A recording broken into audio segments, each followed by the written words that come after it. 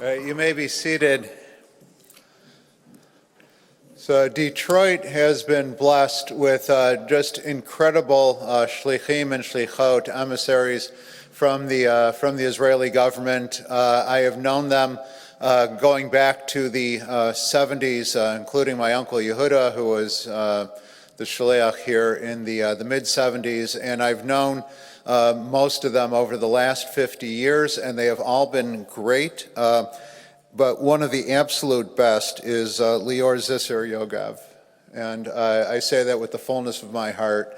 Lior has been our shlicha in some of the worst times in Israel's history, during times of her own family's history, and has just brought so much strength and light and wisdom to our community. So I'm very grateful to our Israel Advocacy Committee for bringing in Lior. Lior is also teaching for us on Sunday mornings at 10:30, again tomorrow and next week. She grew up in our partnership region in Emek, Israel, and she was actually a teen camper at Tamarack in 2002. In the very first Israeli camper program. And she actually just really liked the Jewish community here and got involved in shlichut and Israel education. In the Army, she was a combat soldier and a teacher. She's worked as a shlicha in Illinois and in Sydney, Australia. And she has worked for the government for many years. And even though she works for the Israeli government, she loves Israel, which is no small thing. Anyone who works for a government and still loves their country, that's good for you. That's amazing. And we need more people like you. She has a BA in Education and Poli-Sci and MA in Public Policy from Hebrew U. And she's here with her husband Gil and daughter Ziv and Rona. And Lior, you are such a blessing, and we are just so glad for you to be here.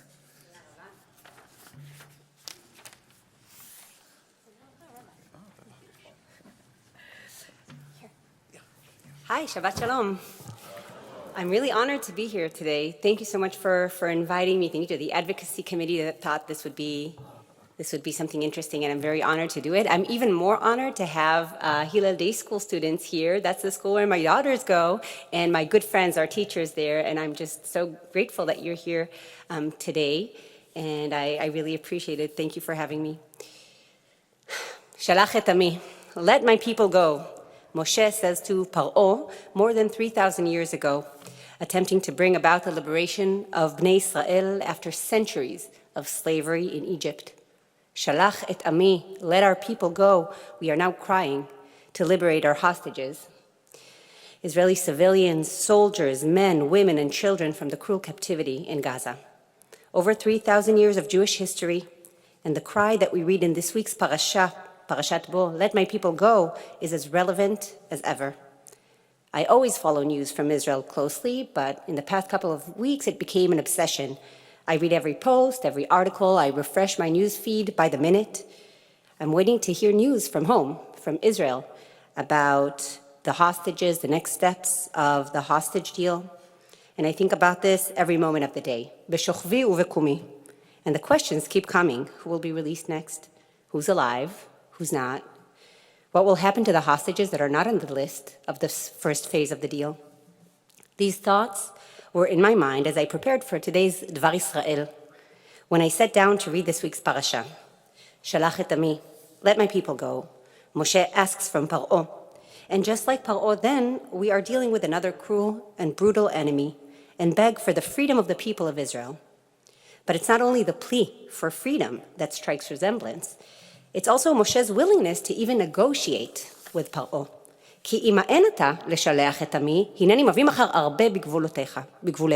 For if you refuse to let my people go, tomorrow I will bring locusts onto your territories.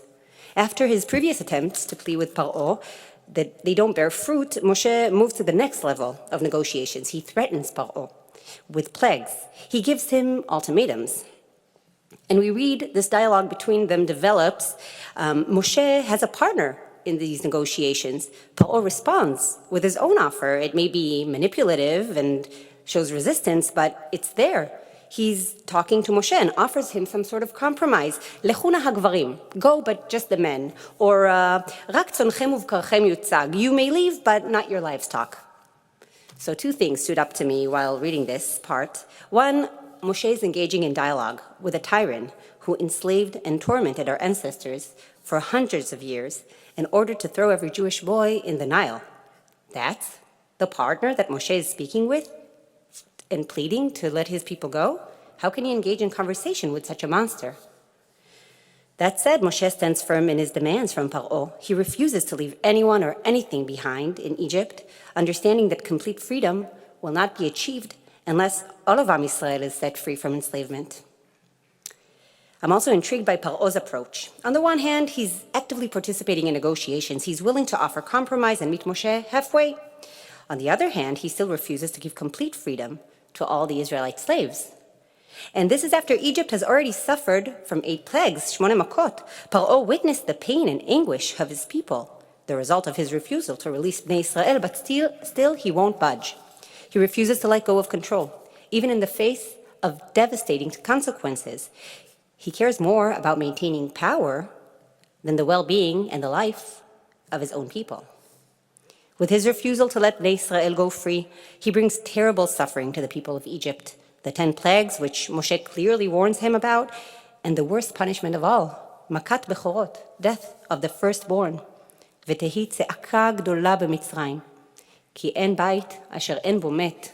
There was a great cry in Egypt, for there was not a house where someone was not dead. Does that sound familiar to you?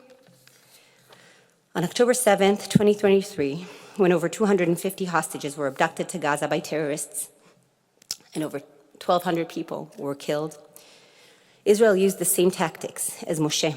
Israel demanded Hamas and Islamic Jihad to release our hostages. And when the demand wasn't met, Israel threatened with retaliation, and then Israel struck, and we struck hard. There was a great cry in the land of Egypt. It's been 16 months of devastating warfare that spread into a regional conflict with multiple fronts. Israel lost many soldiers. My younger brother, Eli Zisser, was one of them. Lost many soldiers and civilians, and Gaza suffered a great number of casualties and mass destruction to cities and infrastructure. Today, we're finally starting to see an end to this terrible period, and a sense of hope is cautiously creeping in as we proceed stage by stage, step by step in this hostage and ceasefire deal. 2 weeks ago, we saw the return of 3 hostages, young girls, Emily Damari, Doron Steinbrecher, and Romy Gonen, who were taken from their homes or from the Nova Music Festival. Last week, 4 more young women, Karina, Liri, Daniela, and Naama, soldiers in the watching unit, were released back to their homes and loved ones.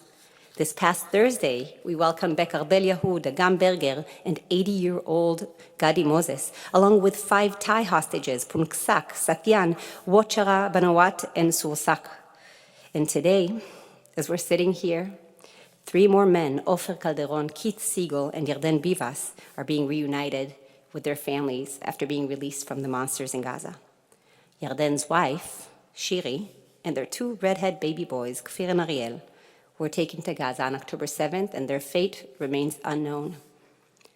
For every Israeli hostage released, Israel is setting free hundreds of terrorists, some with blood on their hands.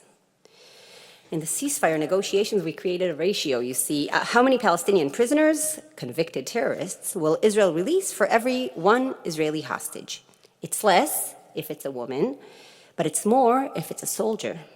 And there's a different price for a hostage coming back dead in a coffin to be buried in Israel.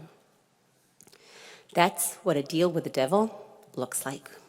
This is the price Israel is willing to pay to let our people go, to set our people free.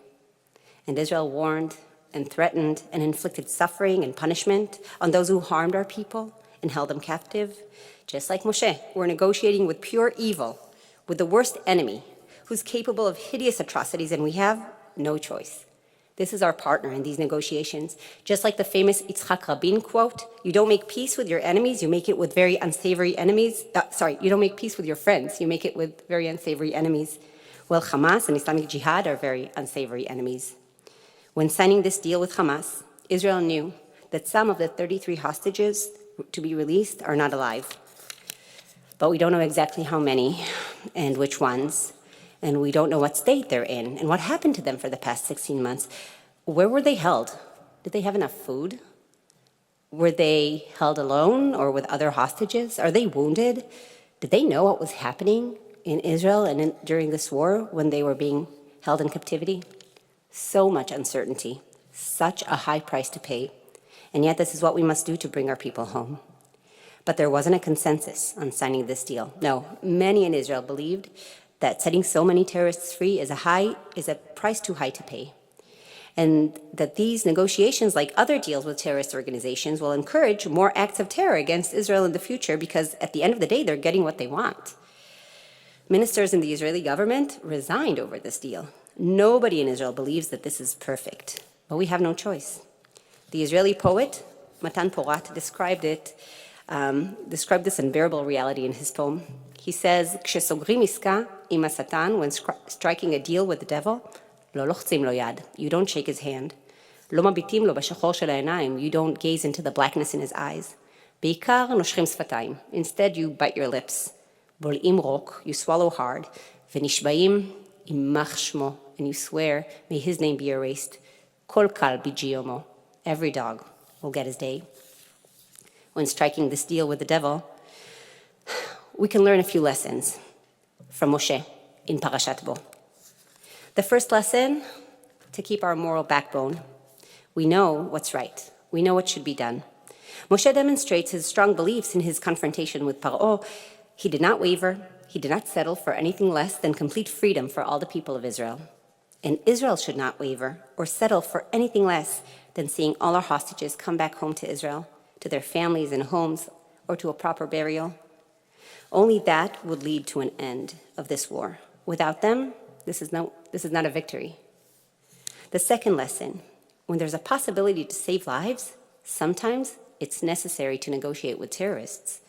The dilemma in Israel over this deal asks if we give up our country's deterrence capabilities, our citizens' sense of security in order to release only 33 hostages. Well, I believe the central value that guided us in the current hostage deal was the value of human life. In this deal, Israel chose to put the lives of the hostages in the center and to begin rehabilitation and healing for the Israeli society by bringing as many of them back home now. Israeli journalist Yair Sherki reflected these sentiments when he shared that the terrorist who murdered his brother Shalom in Jerusalem 10 years ago is set to be released as part of this hostage deal. Sherki said, "The thought of my brother's killer out in fresh air in Turkey eating a kebab is impossible to grasp. But at the end of the day, my brother is gone, and Romi is alive. That is the basic and simple truth, and this is just what must be done." You see, Sherki did not choose this deal. None of us have. It's a terrible one to sign. But at the end of the day, we choose life. V'bacharta b'chaim. So I will end with a prayer that all our hostages will be free and will soon return to their families, healthy and whole in body and in mind. May we know better days of peace and prosperity for all the people of Israel and its neighbors. I say amen and Shabbat Shalom. Toda rabba for having me today. Lior, just thank you for reminding us of where our hearts are. Thank you. Shabbat Shalom. Shabbat Shalom.